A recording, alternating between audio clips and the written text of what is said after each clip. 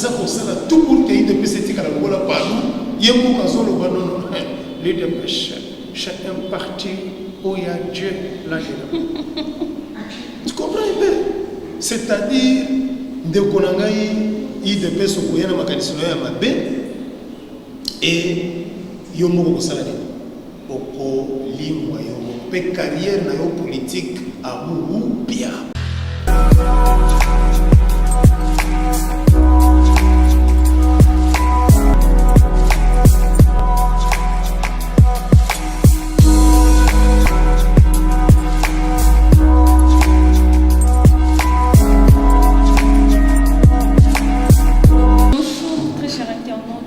Chez vous, bienvenue sur Yoka TV de l'UDPS. Na sepeli ninge tukutani susu mkombolelo na plateau na biso na sanga mboka na ya bana mboka tukweba masoni moyimbo kamemeli biso mkombolelo na plateau na biso ya Yoka so na koleka na lombango na kopesa moyimbo kambote ako se présenter na ba obaye bakayete bakoyeba ye mukulu mwalelo mbote mwana mboka mbote ndeko journaliste boni mboka papa mbokeza moi bien bino mungu sambo ya malade tozana yango na kati ya mboka donc comment on a mwana bote junior aka 45 OK mwana bote junior mwana mboka mutuna wanga liboso ezali nani abomi conseiller principal ya chef de l'état bon ndeko journaliste nakoki kopesa d'abord affirmation ou confirmer mutu ya abomi conseiller ya chef de l'état mais il faut pas y avoir vérité. Est-ce que conseiller Jackie Lunga a pu faire coronavirus? Oyebi, mutu mosusu kwa kutu kozona fier. Bakia kuchayo place ya ba oyo asana malade wana. Mais pour vous directement malade wana, il faut ministère ya santé bazwa d'abord ba disposition avant pour que de kucha mutu place batu ya coronavirus bazali. Il faut d'abord vous assurer. Nous avons condamné d'abord communication. Il y a des coronavirus Bakabwanga. Elle a dit que Jackie Lunga Koufi, sans même contacter famille, sans même contact. Nous avons mis en traité Jackie Lunga. Nous avons publié Jackie Lunga Koufi na coronavirus. Nous avons dit Jackie Lunga Koufi na coronavirus.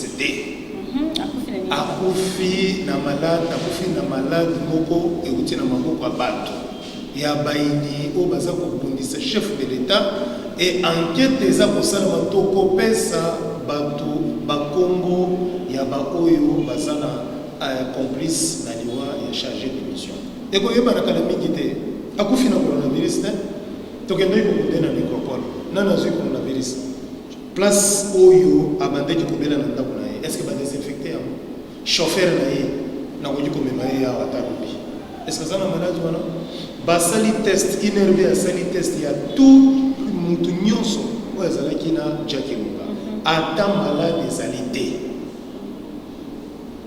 malade ezata et ce qu'on confirmer qu'il y a une coronavirus ndeko loka bon il fallait aller à la chaîne de télévision retirer d'abord ba propos na ye ou ya koloba ete ke Jackie Lunga kufaki na coronavirus. Même dans sa surprise, il y a un conseiller, il y a chef de l'État, Vidier Chimanga. À ça, pour affirmer que non, tout ça là qui n'a pas Jackie Lunga, et à partir de là, on a des malades, on a Toyoko Zoyambo, et Ernazungi, on a qui prise en charge, à ça là qui est un peu négligé, la prise en charge de Akofi, de Gonanga journaliste, na niveau. Il y a chargé de mission chef de l'État. Est-ce qu'on peut le négliger pour avoir la prise en charge médicale si réellement c'était cette maladie? Non, qu'on se dise la vérité. Même à Tamakamboyo, de Covid à Zolo Badiaza, la coronavirus, on a la zone de maladie. Mais comme il faut profiter de Simon, on a pour passer à ou soit pour être à profiter de Bokono, Zokande et ça, mais il y a des choses cachées. Et quand on va te placer, kaka bato de pes c'est pour notre koyeba ki malade wana eza ezali coronavirus ezali mais liwa ya ba proche ya président de la république eza ko na coronavirus parce qu'il y a pas longtemps même on qui dit auto tikabiso voilà le sous to ki sous litambo ya boy pourquoi seulement zo lo bakaka pour la linika idopes Et d'ailleurs, il faut d'abord l'initiateur, il y a accord, il y a FCC na cash. C'est Jackie Lunga. Moto a initié pour que les lois de PES a arraché le poste ministériel. C'est Jackie Lunga. Papa ya Jackie Lunga, il Lunga Diwa. À ça, parmi les Oyo, pour l'indépendance en Boko. Et à ça, Oyo, les lois a Koufi, Bama malade, Boko Boyo, coronavirus. Non, ngana zalaki na morgue. Mokolo Oyo, Tokyo Bimisebe Jack. Batie Koucha d'abord na morgue ya maman est délaissé. Même pas na rang ya conseiller chef de l'État.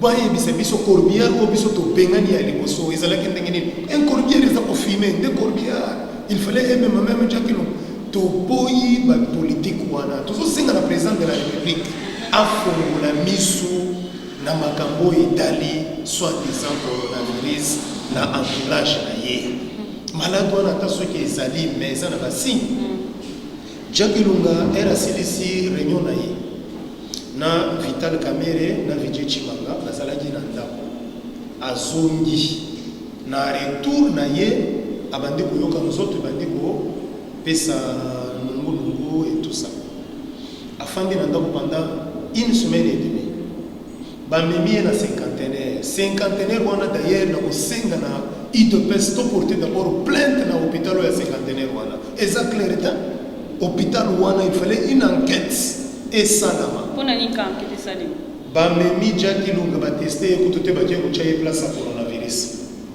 ba poto coronavirus est-ce que motoyer na fièvre na ye motoyer na malade na ye mususu il fallait qu'on m'émaille directement et ba sali transfert si ce n'était pas de konabiso ministre ya santé eteni place à zali zaba pa molaye ameki ko intervenir ba tinda ye na Ngaliema et Ngaliema salaki 2 jours akufi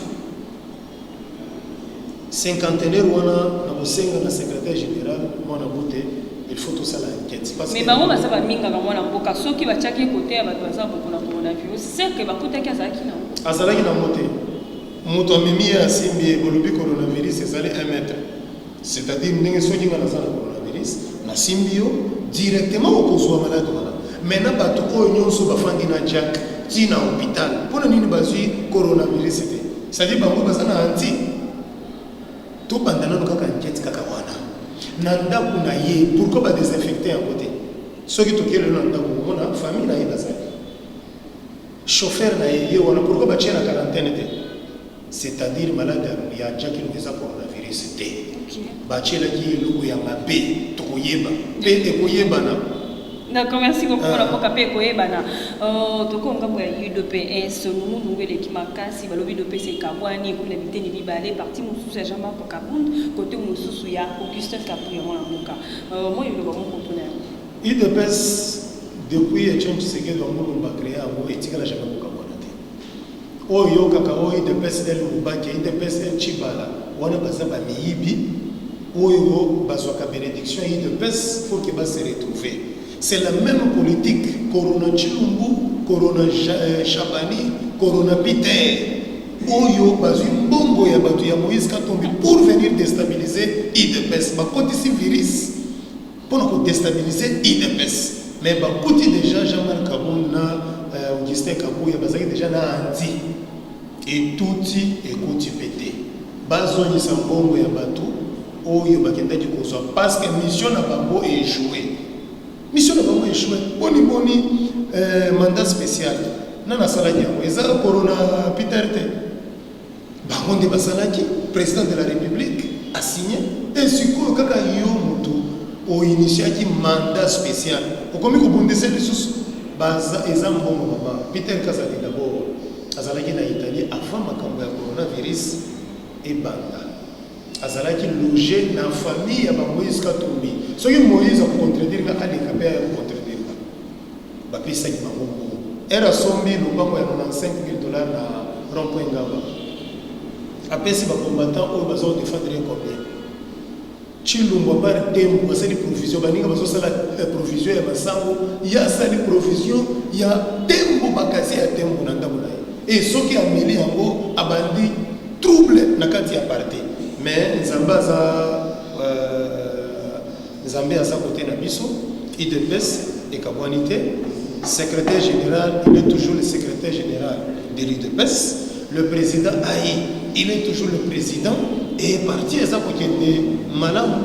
Tala lelo makambo oyo ndeko na biso c'est jaza osala. Asa ko sensibiliser population na bobono oyo tiko côté de biso na kati ya Congo. Mais bango bazo sala ba réunion pour ne déstabiliser parti. On se demande d'abord différence. Pourquoi bazo justifier mon solo? Mbongo oyo Moïse Katumbi apesi bango bakozongi sango ndenge nini del fallait babenga Jeko zwa bafoyo na yo bo attaquer CG bakoyebisa Moïse bafoyo ndi banani olobi bafoyo ne ndi banani bafoyo oyo basalaki babomba mpona koya koboma CG oyebi bango te chef na bango nde bayebi c'est Jeko l'initiateur oyo azwi mbongo ya bashabani bapesaki na limité la 7e vérité c'est un initiateur il y a pas voyou c'est que il est pas un voyou n'est pas bon c'est ça mais c'est un voyou quelqu'un oyo azali kotinda bato na violence il est qui mais c'est un combattant contre je ne refuse pas Jeko toyebeleki na makambo boye te kadi likambo ya mbongo echangeaka motu couleur c'est pour cela la Bible dit ne faut pas tout se confier d'abord na mbongo nazo regretter makasi place azali soka kolanda ngai atika mosala wana aya ko se repentir bango nyoso ba se repentir IDPS ebenganaka motu te bazo courage ki CG bakombata tozwaki cagnotte tala kaka tozalaki na banzala yango na nde tosala otonga tosala tokolimbisa bango mais nga nazosenga d'abord na ekiri bacommanditaire baza misato Corona Kazati Corona Chilungu Corona Chabani mais virus au bas na IDPS c'est ça pour déstabiliser non. Mais moi, je veux comprendre que c'est une façon de faire le PS. Donc, pas ligne, ça, c'est ça. Et ça, Nini, dans la début, vous comprendre que c'est une façon de ligne, ça, le PS est libre. Pas faire nuire, la distraction. Jésus-Christ, je peux sauver un exemple. Jésus-Christ était à Koufadialo, à Kofi, à Sekoui.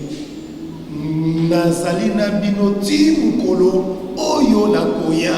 Pour le jugement à Soka. L'IDPS c'est un état d'esprit et que tika n'a jamais collé moi té moto ya yena mission yenda collé moi pour ya mona tout ça je me rappelle elle Chibala Zalaki premier ministre Chibala confirmé par Joseph Kabila Tounié ma chère Chibala est-ce que tu es sûr de nous donner la permanence de l'IDPS Chibala yebisié c'est un petit problème toza pour récupérer na lopango na makamyo soto oza sur Chibala mekaki aventure est-ce que vous dit suka Kabila vous comprendre que vraiment il te peut saisir le komekate même mutu oyo aza kosala tout pour que il te peut setika la bola panu yemo kazolo banono les dépêches chacun parti où il y a Dieu là tu comprends un peu c'est-à-dire de konangai IDPS okoya na makanisi ya mabe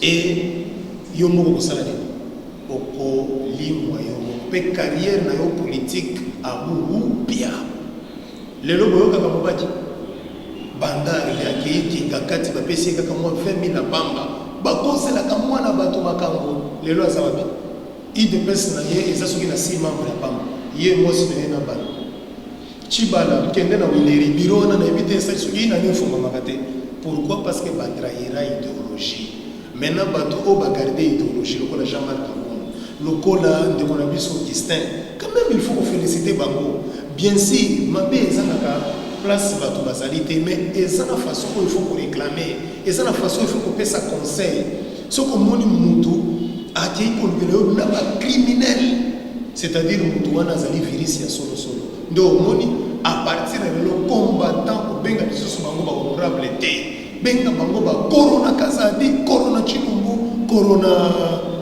mosusu na Chabani mais moi na kozo mona te que ça la bien te na ba voisin na bino tombo so na bino moko ole ko bomba mabe na bino mona katanda ko so bimisa ngo libanda et ça la kitoko te voisin mosusu ntango bazomona bino bakoqualifie bino ndenge oyebaka te ke bavoisin wana oyo oyebi wana baserelera balobi oyo akosala to mpona faire disparaître UDPS akozala tokopesa ye mbongo kaka bavoisin wana nde bainitiateur ya batrouble na kati ya parti mais biso tosalaka UDPS ezali ni parti moko oyo tolobaka eza un état d'esprit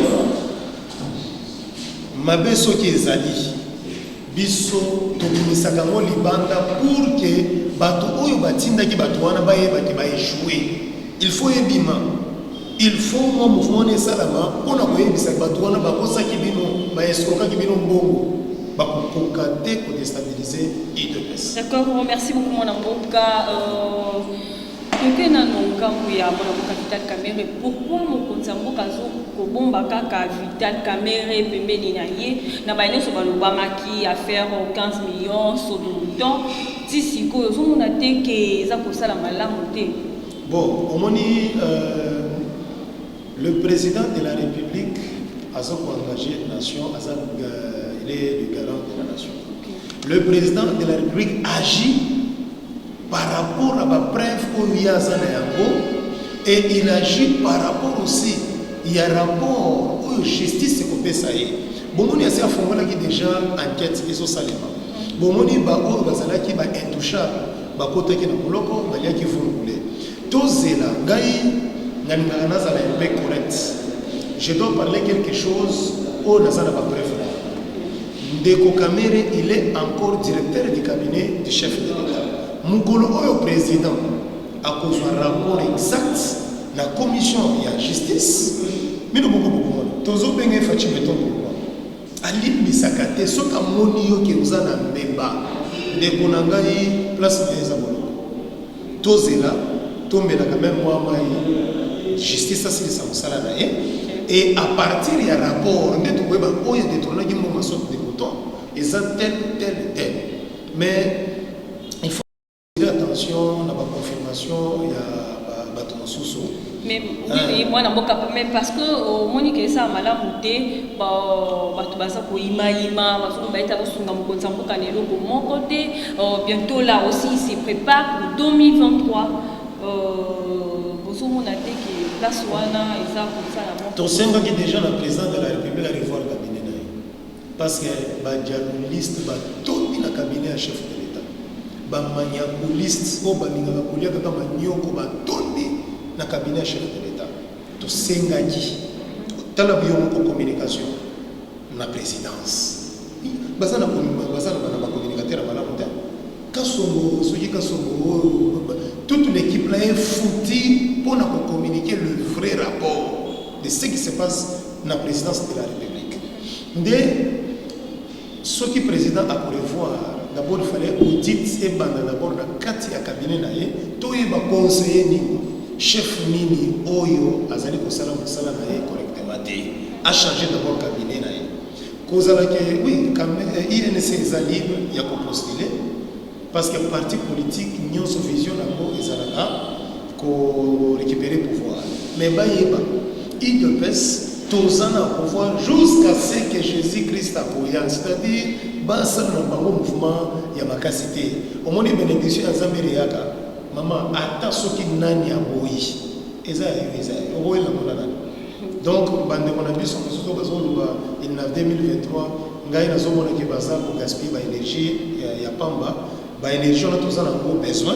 Il y a pour aider même la maladie, il y a le coronavirus qui ont préparé candidat 2023. On n'a pas voté. Parce que gratuité d'abord et enseignement. On fait à Saliko na biso. Maman.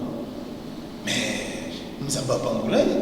On a 5 bozoto ko tisi papa so ko tisa réunion bana boko na kati na bino nani oyo na kuti ko fotele minere va ba mususu basela mais lelo grâce ya président na biso Fachi bato nyonso bakomi kotanga gratuitement même ceux qui ezala ki mupepo yote ya coronavirus mbele tolinga ki to ba déjà ba action na caractère social Et ça, pas si au Yelibiso, te concentrer d'abord mon solonion sur la carte du ministère de la Santé pour que prise en charge est à la malam. Bino moko bomoni prise en charge de niveau santé est à la malam. Les États-Unis d'Amérique ont payé 6 millions de dollars. Maintenant 6 millions, vous avez payé paracétamol. Bani noto benga kaba appareil respiratoire. Mais il faut que vous ayez la ligne. Vous avez égalité. Nous avons excellence. Mais pour commander l'appareil respiratoire, ça sera une bonne chose pour la population. D'accord, merci beaucoup, mon avocat. Les locaux qui sont là, ils sont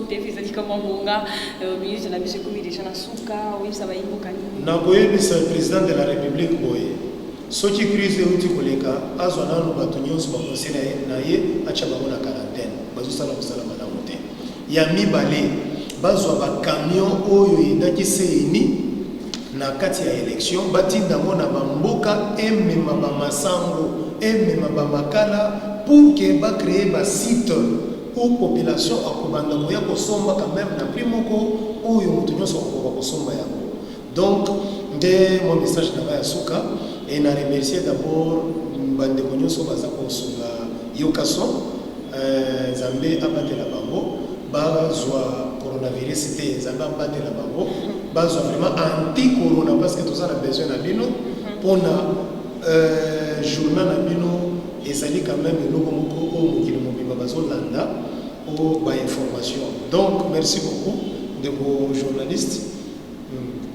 Mon numéro de contact madame. Numéro na plus 243 91 275 67 68. Il y a mon DP et WhatsApp. D'accord, merci beaucoup. Wadezaki Bongo, invité la personne de la fin, invité Nanga. Je dis un grand merci à toute l'équipe technique de Yokasan TV. Derrière la caméra, c'était Pati Chipamba. Je salue mon coordonnateur, le Papa Blechitenge, sans oublier mon réalisateur Taylor Mungumba, sans oublier aussi mon président de FKT de Yokasan. Je salue tous les diasporas qui sont partout dans le monde. Abonnez-vous massivement sur Yokasan TV. Je salue tout le monde au Balingaka Yokasan. Commentaire, on a bien toujours le bienvenu chez nous. Suivez toujours Yokasan TV. Restez toujours scotchés sur Yokasan TV. Là, c'était votre humble servante Fatou Chamala. Au revoir.